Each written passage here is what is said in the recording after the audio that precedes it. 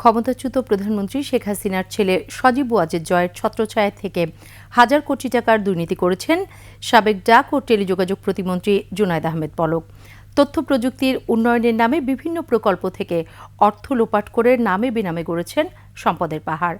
অবৈধভাবে অর্জিত অর্থ দেশের বাইরে পাচারেরও অভিযোগ পলকের বিরুদ্ধে। আশরাফ শুভর রিপোর্ট। একমাত্র ওয়ালটন এসি দিচ্ছে 1 বছরের রিপ্লেসমেন্ট গ্যারান্টি। শেখ হাসিনার তথ্য প্রযুক্তি উপদেষ্টা সজীব ওয়াজেদ জয়ের খুব আস্থাভাজন ছিলেন নাটোর 3 আসনের এমপি জুনায়েদ আহমেদ পলক। শূন্য হাতে রাজনীতি শুরু করা পলক প্রতিমন্ত্রী হওয়ার পরই তার ব্যক্তিগত সম্পদের পরিমাণ কয়েক গুণ বেড়ে যায়।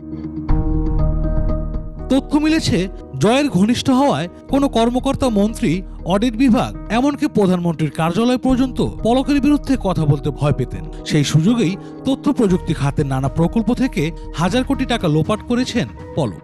মন্ত্রণালয়ের যে কোনো প্রকল্প নিলে পলক বা তার পরিবারের সদস্যদের অন্তত 15% কমিশন দিতে হতো। এন্টারপ্রেনিউর সাপ্লাই চেইন কিংবা স্টার্টআপ কালচার জোর করে শুধু তৈরি করা যায় না। নির্বাচন কমিশনে জমা দেয়া শেষ হলফনামার তথ্য মতে পলকের সোনা রয়েছে কয়েকশো ভরি, নগদ টাকা 100 কোটিরও বেশি। স্ত্রী, মা সহ পরিবারের সদস্য এবং অনুগত কর্মীদের নামে শত শত বিঘা জমি কিনেছেন। 5 বছরের ব্যবধানে ভিশন বিল্ডার্স লিমিটেড কোম্পানির 80% শেয়ারের মালিকও হন তিনি। যার কিছুই ছিল না সে এখন হাজার হাজার কোটি টাকার মানুষ দুর্নীতি করেছে। তার এই আইসিটি মন্ত্রণালয়ে যে দুর্নীতি করেছে, এই কারণে তার দৃষ্টান্তমূলক শাস্তি চাই আমরা। পলক হচ্ছে অত্র বাংলাদেশের একজন ডিজিটাল হচ্ছে ডাকাত, এবং সেই ডাকাতের কাছে আমরা সবাই জিম্মি। এর দৃষ্টান্তমূলক শাস্তি চাই আমরা। অভিযোগ রয়েছে অবৈধ আয়ের অর্থ বৈধ দেখাতে স্ত্রীর নাম ব্যবহার করেন পলক। নির্বাচনী হলফনামা অনুযায়ী গত 3-4 বছরেই পলকের উদ্যোক্তায় স্ত্রী বনে গেছেন প্রায় 5 কোটি টাকার মালিক। এর বাইরেও স্ত্রী আরিফা জেসমিন কণিকার নামে রয়েছে অন্তত 20 কোটি টাকার সম্পদ। উন্নয়নের নামে যে আইসিটিতে কোটি কোটি টাকা লুট করেছে এবং সিংড়ার মানুষকে ধোকা দিয়ে, মিথ্যা আশ্বাস দিয়ে আজকে কোটি কোটি টাকা ইনকাম করেছে।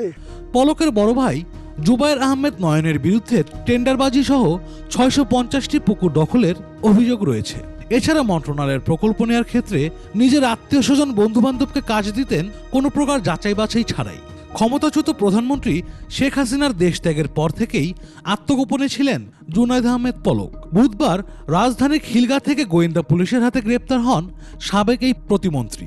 এরই মধ্যে ছেলে অনির্বাণ জুনায়েদ, স্ত্রী কণিকা ও পলকের ব্যাংক হিসাব জব্দ করা হয়েছে। আশরাফ শুভ, 21 টেলিভিশন, ঢাকা।